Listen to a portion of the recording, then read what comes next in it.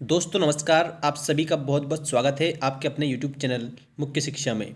मैंने आपको पहले ही बता दिया है कि MPTT ग्रेड 3 मतलब संविदा शाला शिक्षक मध्य प्रदेश भर्ती परीक्षा वर्ग 3, इसके लिए डेली आपको चाइल्ड डेवलपमेंट एंड पेडागोजी की क्लास में उपलब्ध करवा रहा हूं।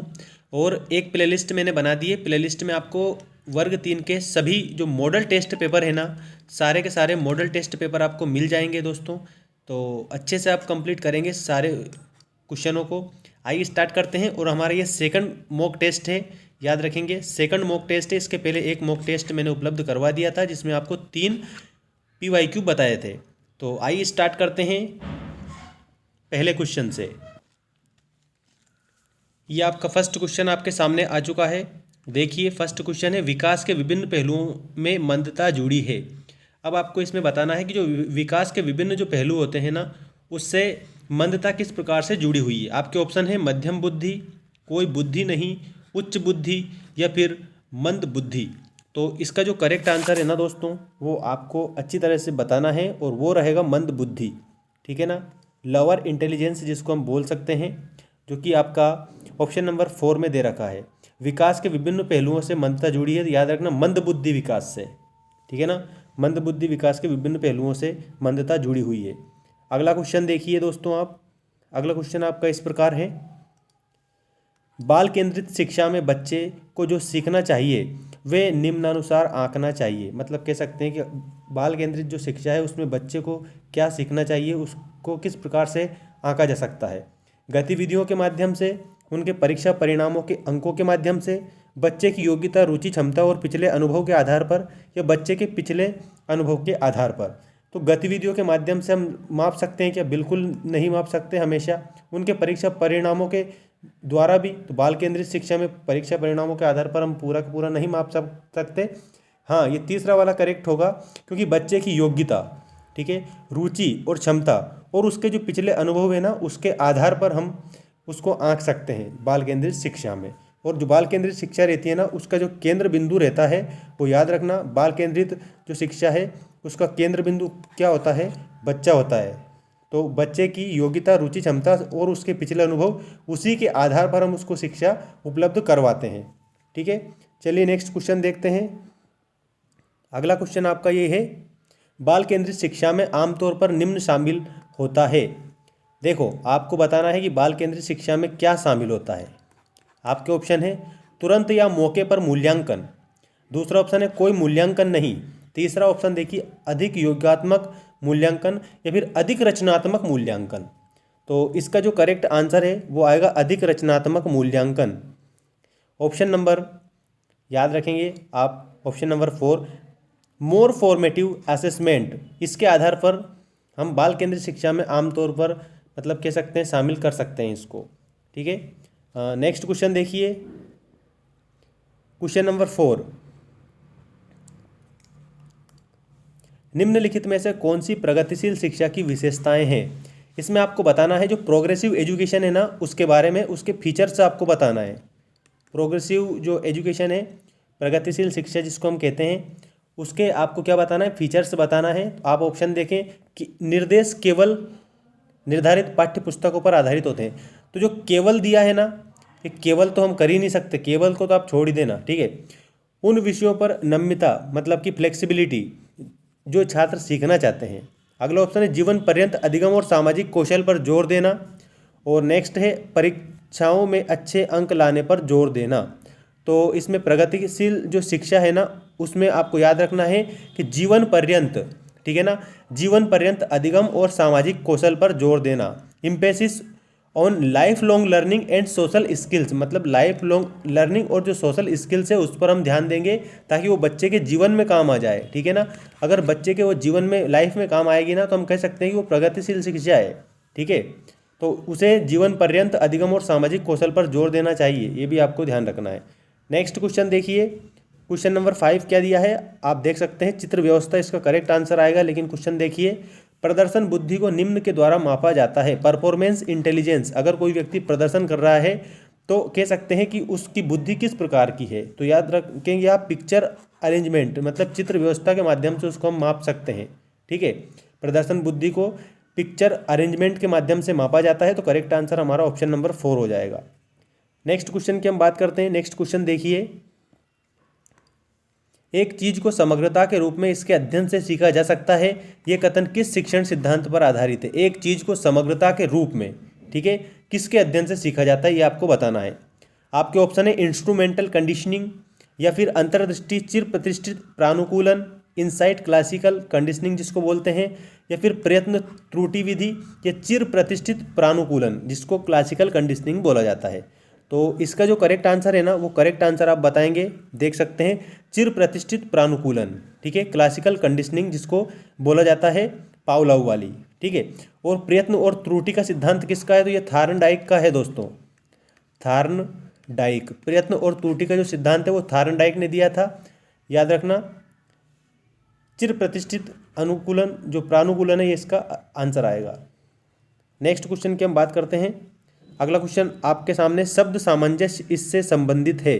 जो शब्द जो सामंजस्य है ना, वो किससे संबंधित होता है, ये आपको बताना है। The word consistency is associated with personality, attitude, intelligence, motivation, मतलब कि व्यक्तित्व, मनोवृत्ति, बुद्धि और प्रेरणा। तो जो शब्द का जो सामंजस्य है ना, वो संबंधित होता है पर्सनालिटी से, व्यक्तित्व से संबंधित होता है। किससे संबंधित होता है? व्यक्तित्व से संबंधित होता है। तो इसका करेक्ट आंसर हमारा ऑप्शन नंबर 1 हो जाएगा। दोस्तों, आपके लिए मैंने प्लेलिस्ट बना दी है, प्लेलिस्ट को आप विजिट करिए, जिसमें आपको सभी वीडियोस मिल जाएंगे। ये हमारा सेकंड वीडियो है, ठीक है ना, ये हमारा सेकंड वीडियो है। और इसके पहले एक वीडियो मैंने अपलोड कर दिया है जो आपकी परीक्षा की दृष्टि से मोस्ट इंपॉर्टेंट है। सारे उसमें PYQ है, जो पिछले बार जो एग्जाम्स हुई थी जिसमें क्वेश्चन पूछे जाए थे, वो क्वेश्चन थे। चलिए बात करते हैं अगले क्वेश्चन की। अगला क्वेश्चन ये है आपका, एक व्यक्ति के लिंग के आधार पर उस व्यक्ति के खिलाफ पूर्वाग्रह मतलब पक्षपात होता है। तो किस प्रकार का पक्षपात होता है? लैंगिक रूढ़िबद्धता मतलब जेंडर स्टीरियोटाइप, या फिर लैंगिक भेदभाव, जेंडर बायस, या फिर लैंगिक पहचान, जेंडर आइडेंटिटी, या फिर लैंगिक मुद्दा, जेंडर मुद्दा। तो दोस्तों, इसका जो करेक्ट आंसर है ना, वो करेक्ट आंसर आप बताएंगे लैंगिक भेदभाव, ठीक है।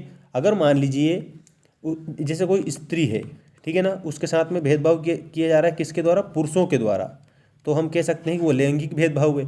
और अगर मान लीजिए कोई पुरुष है, उस स्त्री के द्वारा अगर कोई भेदभाव किया जा रहा है, तो वो कह सकते हैं कि वो भी लैंगिक भेदभाव है, ठीक है। जिसमें जेंडर को शामिल किया जाता है, जिसमें लिंग को शामिल किया जाता है, वो लैंगिक भेदभाव, ऐसा भेदभाव जिसमें लिंग को शामिल किया जाए विशेष रूप से, तो वो लैंगिक भेदभाव होता है, जिसको जेंडर बायस इंग्लिश में बोला जाता है। तो दोस्तों, इसका जो करेक्ट आंसर जो है ना, वो हमारा करेक्ट आंसर क्या आएगा?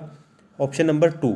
ऑप्शन नंबर 2 याद रखना कि एक व्यक्ति के लिंग के आधार पर उस व्यक्ति के खिलाफ पूर्वाग्रह मतलब पक्षपात किसके कारण होता है? ये हम कह सकते हैं लैंगिक भेदभाव के कारण होता है, जिसको जेंडर बायस बोला जाता है।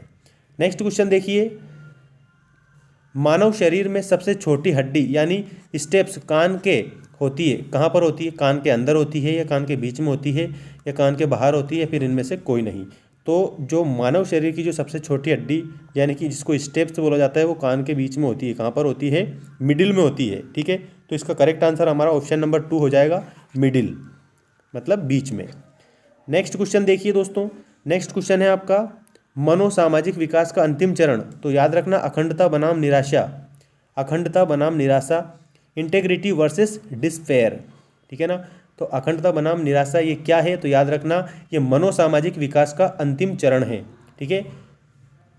The last stage of psychological development is integrity versus despair, अखंडता बनाम निराशा।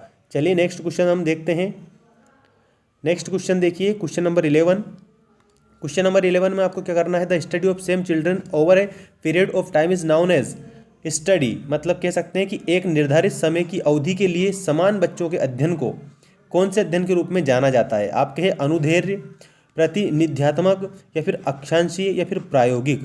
कह सकते हैं कि इसमें लॉन्गिट्यूडनल, ठीक है, क्रॉस सेक्शनल, या फिर लेटिट्यूडनल, या फिर प्रायोगिक मतलब एक्सपेरिमेंटल। तो इसका जो करेक्ट आंसर है ना, वो आपको विशेष रूप से ध्यान रखना है, इसमें आएगा लॉन्गिट्यूडनल, ठीक है ना। क्या आएगा? Option number 1 is the correct answer. एक निर्धारित समय की अवधि के लिए समान बच्चों के अध्ययन को अनुदैर्ध्य अध्ययन के रूप में जाना जाता है।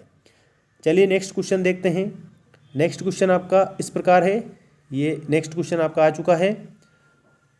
निम्न में से कौन सी ग्रहणशील परामर्श दृष्टिकोण, मतलब कह सकते हैं इलेक्ट्रिक काउंसलिंग अप्रोच की सीमा है? आपके ऑप्शन है, इस परामर्श दृष्टिकोण की गत्यात्मक विशेषता को नियंत्रित करने के लिए अत्यधिक कुशल परामर्शदाताओं की आवश्यकता होती है, या फिर परामर्श का अधिक सुविधाजनक दृष्टिकोण होता है, या फिर अत्यधिक प्रभावी और व्यावहारिक दृष्टिकोण होता है, या परामर्श के अधिक लक्ष्य को समन्वित दृष्टिकोण। तो इसमें आपको याद रखना है कि ग्रहणशील परामर्श की बात अगर की जाए, अप्रोच की वो जो सीमा होती है ना, उसका जो करेक्ट आंसर है वो हमारा हो जाएगा परामर्श दृष्टिकोण की गत्यात्मक विशेषता को नियंत्रित करने के लिए अत्यधिक कुशल परामर्शदाताओं की आवश्यकता होती है। ठीक है, अब अत्यधिक कुशल जो परामर्शदाता अगर होंगे ना, तो कह सकते हैं वहाँ पर कि किसी भी प्रकार के मतलब बच्चे को हम अच्छे से सिखा सकते हैं। और कैसे सिखा सकते हैं, देखो मैं बताऊँ आपको कि अगर ग्रहणशील परामर्श, जैसे मान लीजिए आपने बच्चों को कुछ बताया और अगर वो उसको ग्रहण कर रहा है, ठीक है, तो कह सकते हैं हम कि वहाँ पर इलेक्ट्रिक काउंसलिंग अप्रोच हो रही है। ठीक है ना, तो इस परामर्श दृष्टिकोण की गत्यात्मक विशेषता को अगर हम नियंत्रित करना चाहें तो उसके लिए किसकी आवश्यकता होगी? परामर्शदाताओं की आवश्यकता होगी। लेकिन जो परामर्श जो दाता है ना दोस्तों, परामर्शदाता कैसे होने चाहिए? वो होने चाहिए कैपेबल, कुशल परामर्शदाता होने चाहिए। अगर कुशल परामर्शदाता है तो ही वो क्या करेगा, वो अच्छी तरह से मतलब कह सकते हैं कि किसी को भी सिखा सकता है। ठीक है, अच्छी बातें बता सकता है। तो वो ग्रहणशील बातें होती है, ग्रहणशील परामर्श होता है, तो कुशल व्यक्ति की आवश्यकता होती है। तो इसमें आप याद रखना, अत्यधिक कुशल परामर्शदाताओं की आवश्यकता होती है ग्रहणशील परामर्श दृष्टिकोण में, मतलब कि इलेक्ट्रिकल काउंसलिंग अप्रोच में इसकी ये सीमा होती है। ठीक है, चलिए बात करते हैं अगले क्वेश्चन की। अगला क्वेश्चन आपका इस प्रकार है, देख सकते हैं, निम्नलिखित में से कौन सा तरीका है जिससे कि शिक्षक विद्यालय की शिक्षा में विशेष आवश्यकता वाले बच्चों का मार्गदर्शन कर सकते हैं? मतलब कि विशेष आवश्यकता वाले जो बच्चे होते हैं, ठीक है, मतलब जिसको हम अंग्रेजी में स्पेशल नीड्स चाइल्ड बोलते हैं, जिनको बहुत ज़्यादा आवश्यकता होती है, विशेष आवश्यकता, तो उनके लिए एक याद रखना कि प्रोवाइडिंग सपोर्ट एंड टिप्स, मतलब उनको सहयोग और सुझाव अगर हम देंगे ना तो वो अच्छी तरह से सीख सकते हैं। विशेष आवश्यकता वाले बच्चे, सहयोग और सुझाव की उनको बहुत ज़्यादा ज़रूरत होती है। ठीक है, चलो बात करते हैं अगले क्वेश्चन की। अगला क्वेश्चन है क्वेश्चन नंबर 14। क्वेश्चन नंबर 14 में आपको क्या करना है, निम्नलिखित में से कौन सा मास्लो की आवश्यकताओं के पदानुक्रम में निम्नतम क्रम की आवश्यकता का एक उदाहरण है? मतलब कि मास्लो ने जो आवश्यकता के बारे में बताया है, तो उसमें सबसे कम वाली आवश्यकता का आपको उदाहरण बताना है। आपके ऑप्शन है, सम्मान की आवश्यकताएं, आत्मबोध की आवश्यकताएं, सुरक्षा की आवश्यकताएं, प्यार एवं अपनेपन की आवश्यकताएं। तो दोस्तों इसका जो करेक्ट आंसर है ना, वो करेक्ट आंसर आएगा सुरक्षा की आवश्यकताएं, जिसको हम सेफ्टी नीड्स भी बोलते हैं। क्या बोलते हैं? Safety needs. तो याद रखना, safety needs in an example of a lower order needs in Maslow hierarchy of needs. कह सकते हैं कि पदानुक्रम में निम्नतम क्रम की जो आवश्यकता का उदाहरण है वह सुरक्षा की आवश्यकताएं। इसके बाद में नेक्स्ट क्वेश्चन की हम बात करते हैं।